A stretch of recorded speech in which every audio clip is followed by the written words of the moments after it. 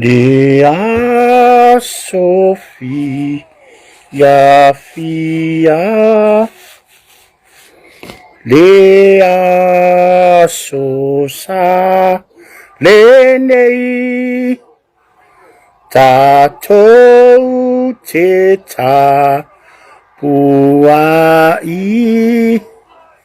Ilo Angalele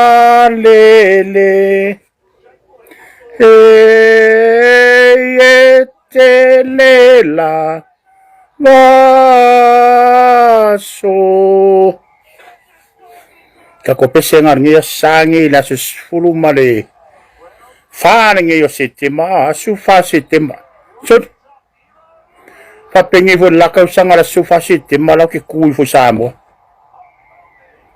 Ya Pai vo singka koe vangarngia Uli ngia sa Kalofa Tuvau Marol se fo manguia Marol fata simai Ya Sorry Pia fai sa ukala Para mako ngangir kaya wo memorin mako aingan malay vale leo samo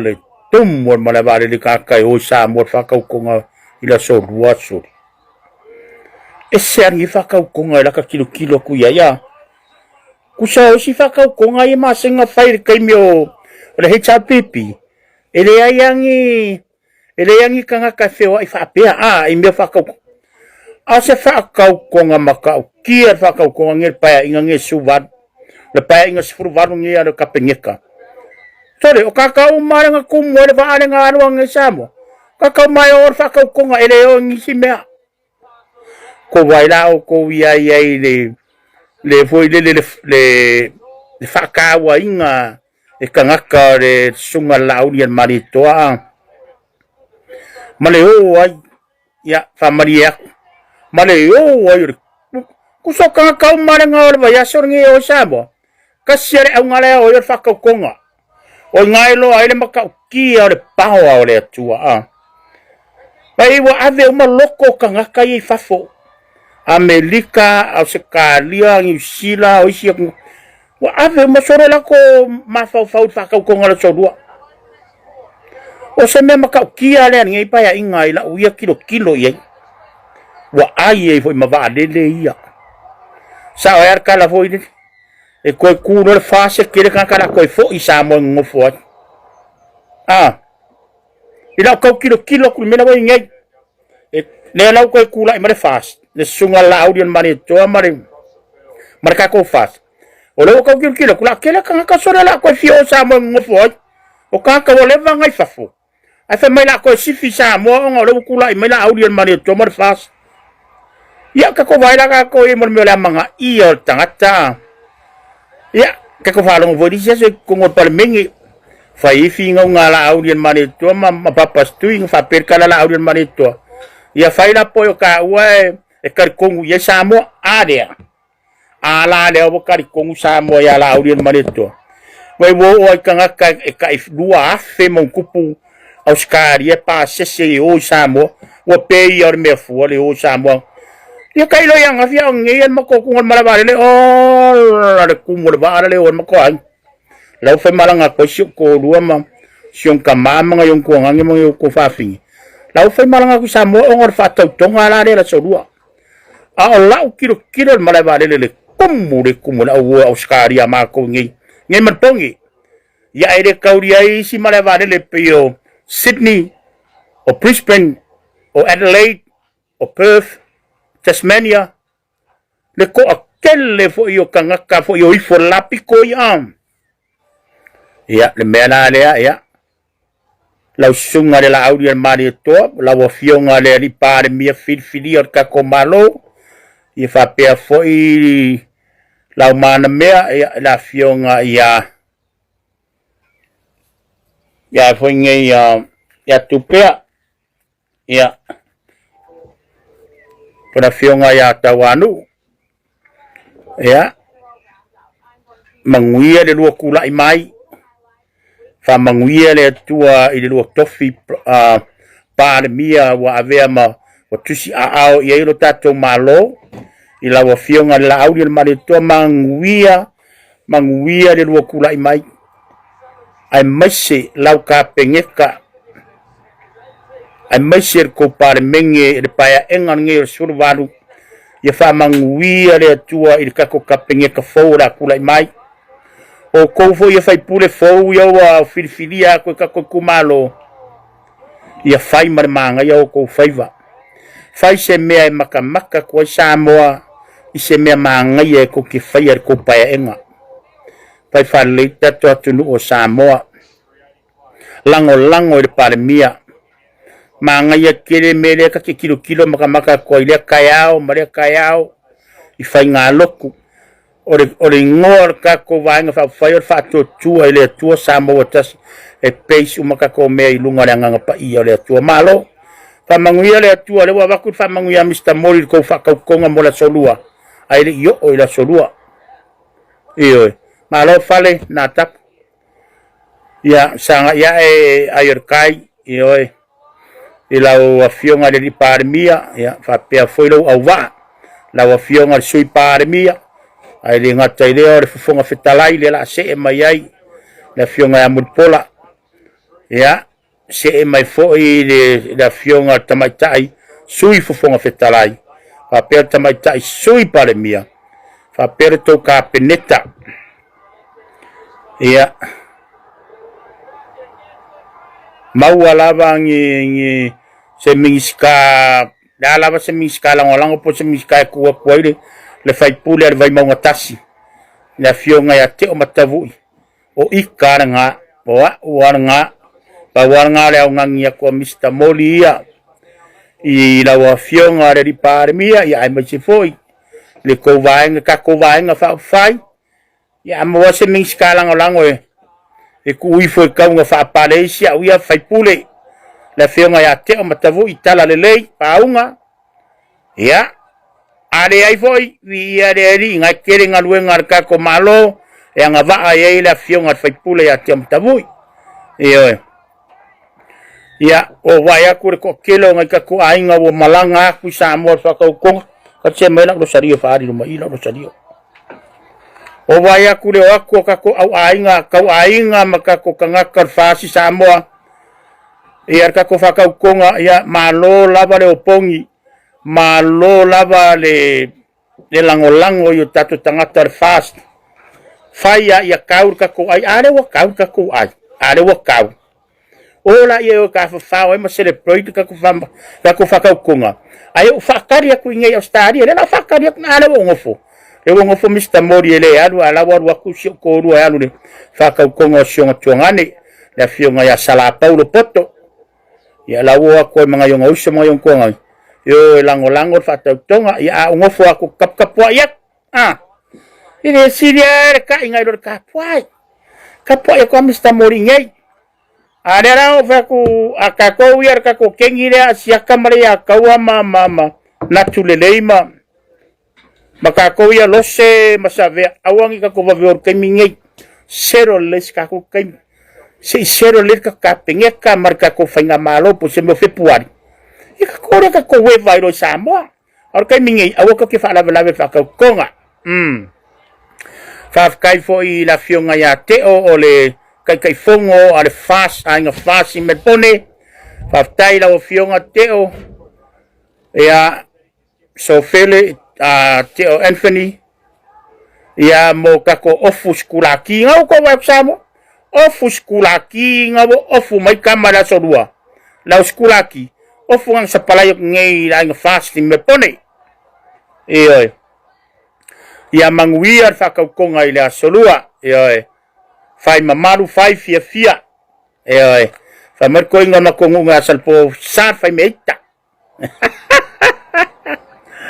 ole ala ke fa lo ngolo ko la ka mo papastui e pe ya anu la ko inga sorry kaya la sulima sorry o kaya o kalo fa matailenga pasi o kaya ola se furu lima matailenga pasi vai fo so uso ya au kuso au kuso muri au maseri inga wa nga yuta nga wa kurmali o sion ko finge ya vi fo sa fanga vai sa maia vi fo sa fanga vai sa ma fionga ya muri au maseri au kuso Ranga sponsor. Sorry. Wala sponsor ko na ko fai kaya papastoi. Yoi. Abay may nak kamotire. Le ko makpoy mo pa una. Ay nak kamotire fa makuka. Abay. Kaka kung wala ni produce la, wala produce la. Produce. Wala sa sponsor sa ko kaya. Yoi ku.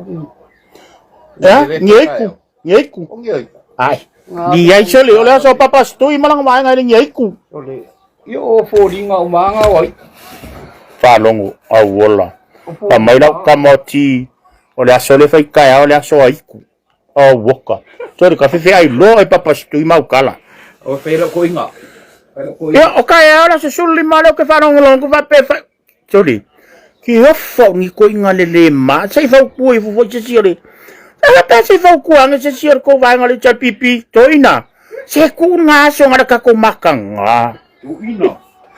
Para ko makanga me kusar kami ko fa ari mala sa pangisa kusar ko fa ari ngam o fa mga kumela sa kukula le ulu soli la so lang hands behind na le ulu ayoy la so nga nga ko kista flow la le ala fo ke fa ro ko may ole fo fa kala sa pangisa okay yo so ngi va nga fa pu fai ko fi fa ngi yaso ya mo va ko la so nga ki apolo wala so nga nga le nga mo tanga tori kusaka ula so pongisari cha pipi ula so ngai liuki apolo mai ya va ngai cha pipi sorry yo va mo la so pongisari mo la so ngaleang ile sia so malam ale mga awara ko ingat papa sa ungi le leilo ia pa kanga malo suki le so wa ka konga ko unga so pongisari Awang elear ko kung elear ko kung alo makangari papastui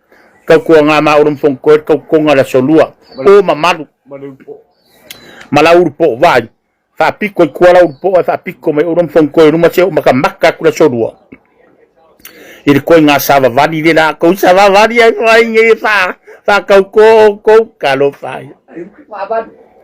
que vaya ni fong eve papasti ma wi folong solo wo de le ikapa ikalo solo nga mo au no or fa ka ko nga papasti ay lo fa mai ko nga so pongisa si kiliro ya we fai o ila so pongisa ay makanga ko ma ko ngi fai no po ya le ko fa ko nga ava ko mal si po le ngi mal pongere sakke solo ngi yene nga sakke le wole ko sakke ni lo po ver o que solo ai kako recount nga umanga nga sorry kwa ingo pipi lo fa masingo recount ai ko kelo ko recount yang faingi e ma ko ile mama la masi por ale wing ole la nga papastu man ba nga ole ba le or mingiskao o fainga palo kamale man makanga lo nga palo kale wing ole recount nga usole nga papastu man nga ba nga avele recount e ka uyai ole au fai ka palo ka man makanga ngo palo kai ai vale o winga sa o nga ole winga sa o nga le recounting avengi papastui sa po man mga fa koso yo la solua o yengi mesise nga nga la ko matik lang me makama ka ko me la sa o me uma la ko le correction ya print ticket kile mama nama pula mga Avengiri County o ngar makanga. Let's check it. Ako pula mga Avengiri County luma fa masingo nga fai ka wacho. Yang araw fa masingo. O so mangi ango mongi me fa mangi ko reason. Mangi ko points foi dele. E lo ai pula le wing ole recount le fa ngai. Era la wo mo recount yo le si foi makanga le wo mai le masimese ale sunga ale komisingo fainga palo ka male la ko fai au fainga lunga dai mo se no me asao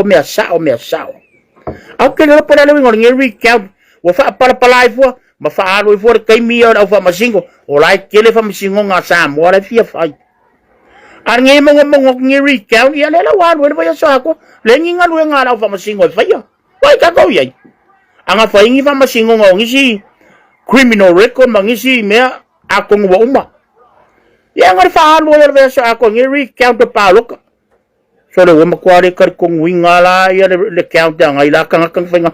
Wa melea de maro sio nga ila o si mingiskaya masi komisingo pa lo ka masi nga ba nga ingeri kya nga fa si o ko fa nga me vale pa pastui kya nga me ya ke fu ya pa ko fa sanga fa ngisu o ki ngan ko vai mai e koru e pe koru fa nga wa va ko va ngo for fas man ngo for e ta pipi ale ka su e angi le ka su engi me ko kyo i fa le nga fa nga marofo mai.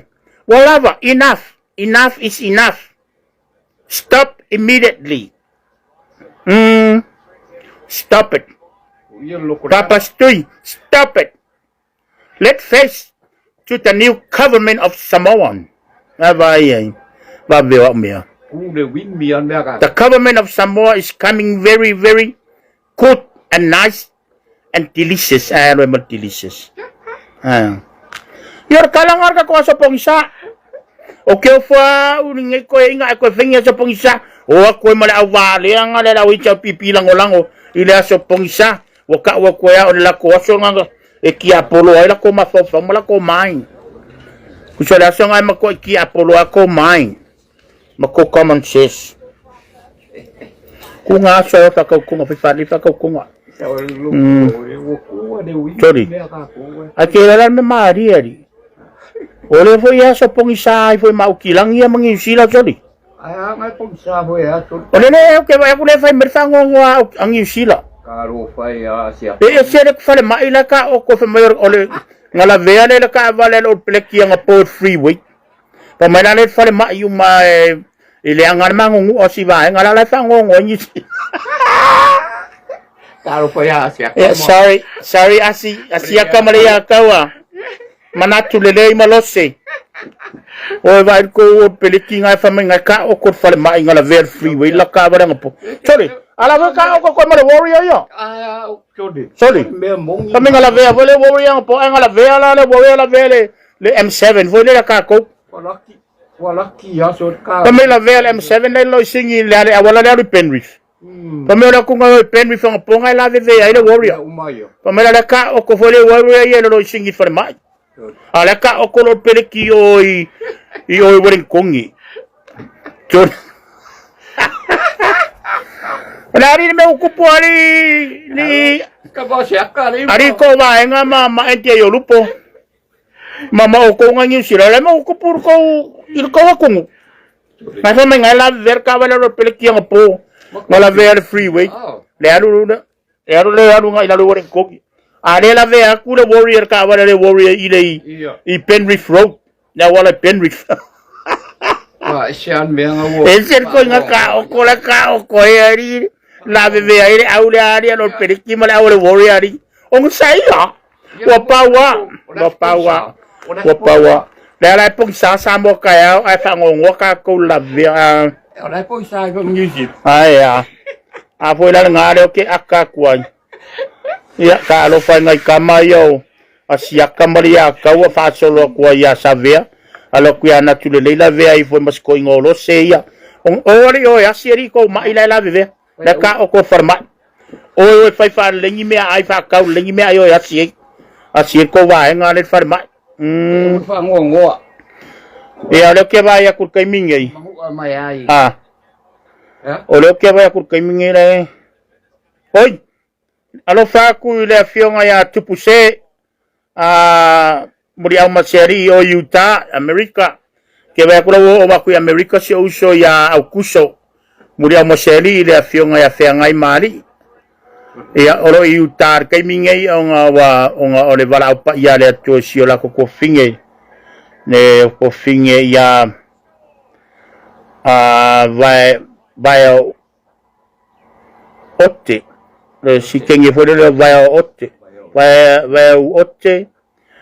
muri au maseri Wesley ia wa valawi le tua i ne ko finga i Utah America ia le la ke vai akule fa kasi mai ia si o sole ya au kuso muri au maseri au kuso fe ngai mari io i le moko sio nga uso tupuse ia masio nga faretua ya fuarosa muri au maseri si o ko finga muri au maseri kakala fa ku la rasta la kama tun mafono ese ia i ku kainof Pauna na le rasta ke fia ya ko anga lokula sa ko anga kele ya tun mafono ese lot le rasta la le ia ti crowley ma le rino karing ele em le loku ale fia ia velang no sadio ilang kava ai le loku ya crowley ka ko kama ti crowley la kalengi le ka ko rasta ma ngayar pesial uso nati ai le ma ya pesial keran me ngova ko pesial nat o fa kule le ka le i minus le pesi au fa ngolong ko ngala soleli so le ole miro isla ka ma yer pesi la fa ngame le miro is asa ka ngong fa ngale le i minus yo fa ka si mal sound on leo nang le mo wala lo sa ka ku mai lungal fw le saka mo fa half cook mal hiki mai lunga le faingo le leo ready wo lo kele le pesi nang lo fa ngai le middle east ya so ya le ya pas pesi anatu ya mai ra pesi anatu pai la wori ngai o sia ka mre ka wo fai ka kala ya mar fai foro o nga mangava la ile le ya mangava o natu ya me ngai linga fa pela le o natu fa fe ka wi le o natu malonga o nga mangava ya pa lengi le sour sound Melo que vivia na te fa nga mele apostrophe s ai loko le ngai la uringo e loko le ngai la urio sia kamale yak ai fa longo fengo kala pese skama o vai ku ye o ke vek ngai ko e mai male ringa o mau sa mo malang kamala le o lupe maxila de singa o fa ka kala le o lang lupe maxila ma ka kero mau sa mo tu la uringa le fa yo mo pongo ka ngaka ai ya ia ore mea nga leo ke fai ko ya ui ngi ba ngole aso alo fatele atu sa mo manuia fata tonga tato malo fou le asolua ia ore na wa fai atu sa monianga ia male tu wala lo ya ko nga papa stu ia ku ia la so ponsa ai o fa live fa ka ko le asolua sa vari fa dilei fa longo ya ticha e será ko ticha ngala ko ya ticha ponsa Mai nga malolo loa ya papari ta eu masepa malolo fakamali ya la lo kala langa ofisa fou o le ofisa lo ia fou vai ele malolo fakamali ya papari ta eu masepa o ele ko mingoi seme ana nga o male si me punga le si mele e ko si mele ona o si mele ana lo kala me ofisa papari ta eu masepa la fa sanga fora ko inga sisi voi me manga ya con ke waron ma o me ngaska ko lo ya sibia ai kule ye se fa folelo ye side ngai markere ore pa ua yo me ya ai ngau ka kala lo official ya ma vai se ka kolo ya sidi de ye pe a un manga fa ko ngora so ya va yang ese si ka kolo ya sidi mangwi er ka ko malo fa ye me sa sao ai wo ko fa ngi me pipio mai ore ka ko fa ngi me pipio lang lo ku mar fast ma o mesa sa o a me ia na fire ka ko fast or saong no piong no waeng ngal saong nga songon bye bye